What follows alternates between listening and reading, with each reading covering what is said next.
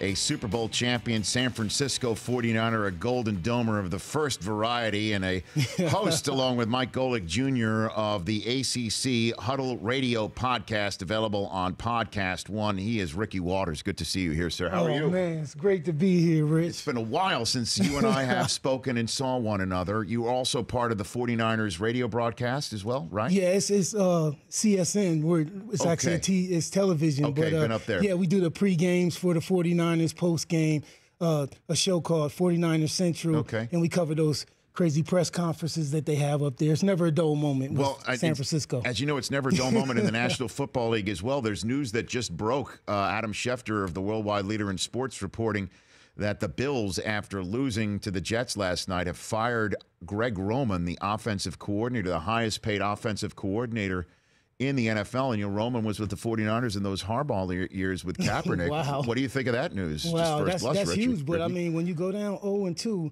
like they did, I can see that. LaShawn McCoy is a guy who he went to the same high school I went to, broke all my records, you know. Nice. That wasn't nice. But yeah, he broke all my records there, and just a great player. And I think he deserves more carries. He's only getting like 10, 12 carries a game, 15 this last game. That's not enough for him. So, I mean, just 2 games in, you fire an offensive coordinator. I guess that somebody's got to eat it over there in upstate New York, or Western New York, pardon me. I know the folks in Buffalo get upset when they call it upstate New York. It's Western New York.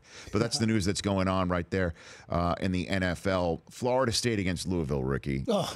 This one, will we get a good measure of Lamar Jackson, who he is, or do we already know who this young man is in college football right now? I think we will get a good measure of who he is. He's already my favorite player to watch this year. The guy has been phenomenal, spectacular. Only 1.5 games he's played, and he has, 13 touchdowns? He came just 1 yard short of being the only player in FBS history to throw for 400 yards and run for 200 yards. He had 199 yards. You would think somebody on that sideline would have seen that and said, man, we got to get this guy 1 more yard, though. That's right. Exactly. Right. So he could get that. But, yeah, I think that his emergence has made the whole ACC a little more exciting for me, because before that we were looking at Clemson and Florida State game as being the big game. And then the rest. And then the rest. And now when you look at Louisville and the way they played, the way Lamar Jackson, I mean, I kid that this guy, you got to check his DNA, because maybe he's an extraterrestrial or something, because he's out of this world the way he's been playing. So we'll see what he does against Florida State. But Florida State has a good dual threat quarterback in their own in DeAndre Francois. And he also has a great security blanket when he can turn around and hand that ball to Dalvin Cook. So I think it's going to be fireworks in that game. It'll be a very exciting game. Who wins it? Who do you think takes it down, Ricky? Well, it's at Louisville. Louisville has a lot riding on it, I believe. I think they will come to play, and I think it'll come right down to the wire. And it's a coin flip. And a shocker, I think Louisville could upset them. Well, I mean, that would be remarkable to take down the number 2 team in the country. And I don't mean to lump in, I guess, North Carolina with quote unquote the rest, but I'm trying to see who would be able to knock off Florida State. And right now, it does appear to be Louisville has the best chance after Clemson.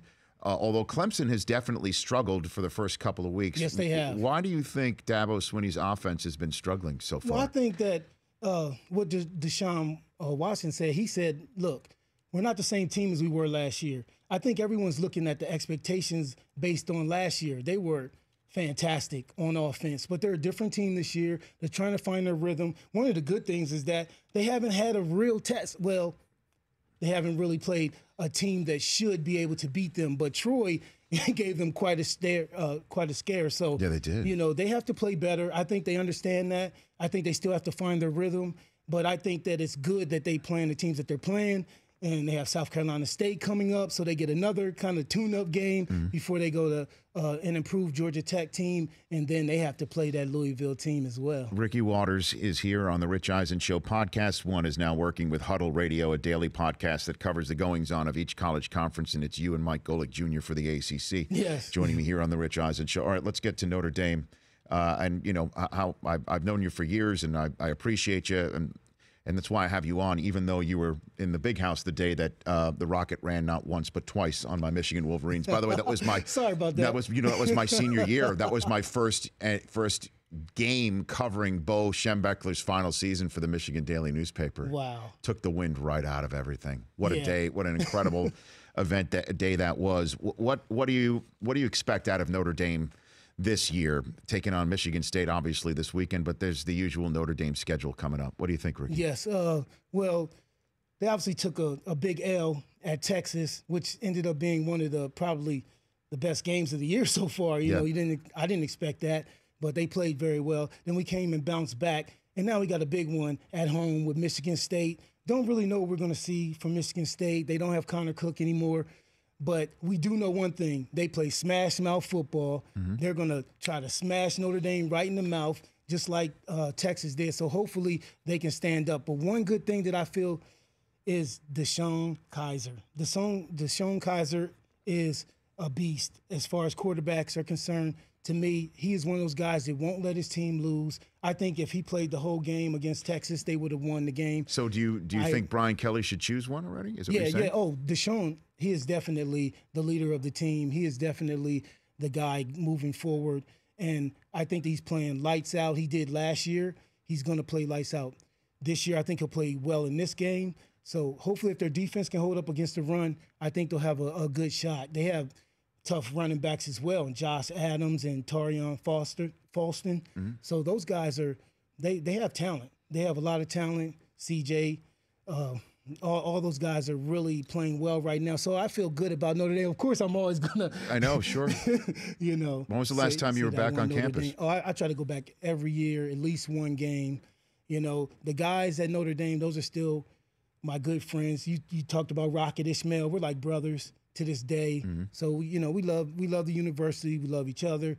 We had one of those great teams that went the whole distance, and we're 13-0. So feel good about Notre Dame right now, and hopefully they can get past Michigan State and keep it going. Ricky Waters here on the Rich Eisen Show. Again, you're part of the CSN Bay Area coverage of the San Francisco 49ers. Many people from the outside, including Dabo Swinney, have said what Kaepernick is doing is a distraction to the team. And certainly as a backup quarterback, you heard Trent Dilfer had to say about all that. You were there. Is this a distraction to the San Francisco 49ers? The first thing I thought was, you know, growing up in a family, my dad's a Korean War veteran, and, you know, we take that flag seriously. We stand up and all that. So I was like, man, this is a total distraction. I don't know what he's doing. But I have to say that the way he has handled it, he is very precise with why he's doing it, what he hopes to achieve by doing it, and he's even talking about putting his money where his mouth is in a big way. So I have to respect that. And what I really hope is that it just moves past. Now that other players have kind of chimed in and are doing some of the same things, that maybe it'll move past Kaepernick and everyone focusing on him and saying, well, I don't know if I like him. I don't know if I think he's genuine, all those things, and start to say, okay, look at what he's trying to do. Look at what all these players are trying to do. They're trying to get rid of oppression, discrimination. They want things. They want this country to really stand for what it's supposed to stand for, what the flag is supposed to stand for. But I'm not saying that doing that to the flag, not standing for the flag, is the right thing to do. But it is starting conversation, and that is a way of this nonviolent. It's a nonviolent way that they're doing it. So, you know, I have to respect them. Yeah, and for I what absolutely respect his beliefs and his belief system. There's no question he has sparked something in this country, in the sports world and outside of it. The question is when does he not spark the conversation by kneeling for the flag, where there are so many people that can't get past that to hear what he is trying to say? It sparked the conversation. Right. When does the full focus go just on the conversation? That's what a lot of people are wondering. Right. I'm wondering where exactly his money is going to go. Yeah, me too. Right. How that will be spent, but you know, But in terms of for the team right now, I mean, 28-0 doesn't seem like a distraction to me. No, not at all. Right. And they play very well. I mean, I couldn't believe they look like a different team. If you looked at them last year, even though they came out blazing against Minnesota, the offensive line wasn't really gelled like they are now. The defense wasn't playing the way they are. They were so disciplined, in that game against the Rams, shutting down Todd Gurley, a great running back in his own right. And I think it's going to really shine if they can get that passing game going, first of all. But they got a big one this week going to Carolina. And obviously Carolina does not want to drop another game. They can't go down 0-2 after losing to Denver. So I know that with all those weapons, Cam Newton and all them, they're going to have their hands full on the road at Carolina. Ricky Waters is here.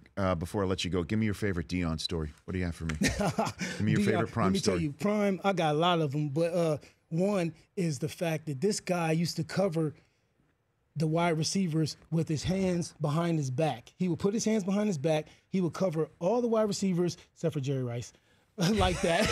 Except for Jerry Rice, like that. And he would just wait till the ball. His footwork was so great. He'd wait till the ball gets there, boom, boom, just knock it down, boom, or catch it. There's times where he just catch the ball like that. But man, when you look at that guy, just a phenomenal athlete. So much speed. Doesn't even look like he was bending his knees when he ran. He's like a gazelle. So, one of the greatest, I think the greatest cornerback of all time. How much of a difference maker was he for that team in big 94? Time. Big time. He was a defensive player of the year that year. So without him, I don't know if we could have done it. We needed that guy. This is the guy who you can say, okay, you take this half of the field.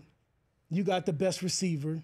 You shut him down. We're not even going to worry about you, and we'll play with the other rest of the players on the rest of the team. So against the offense. So when you have a guy like that who's a shutdown corner who can play these great wide receivers like he did, it definitely helped us. And then when he's catching the ball and catching interceptions and running them back, it's sparking us. It's an exchange of energy. Yeah.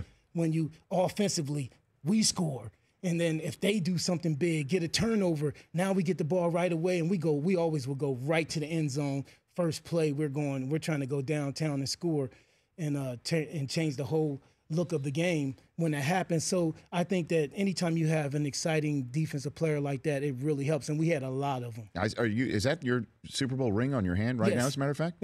And national championship. Okay, he's got his national championship on the right for you to look at, Del Tufo and Notre Dame. And then on the left is that championship ring for the 49ers. It's a lot of bling that he's flashing right now. It's a beautiful ring, but today's rings you can't wear. 5. You see the 5 Lombardi trophies. You couldn't wear a ring today, though, in public. Like, they're so much bigger than what yours is. Yeah, they're like a watch. They're like as big as a watch sometimes. Oh, yeah, but I think ours is very classy. Because it's yours.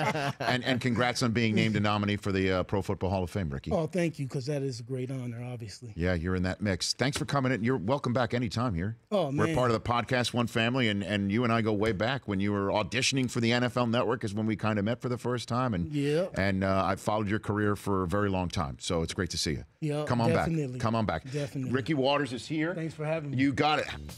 The Rich Eisen Show, weekdays at noon Eastern on Audience.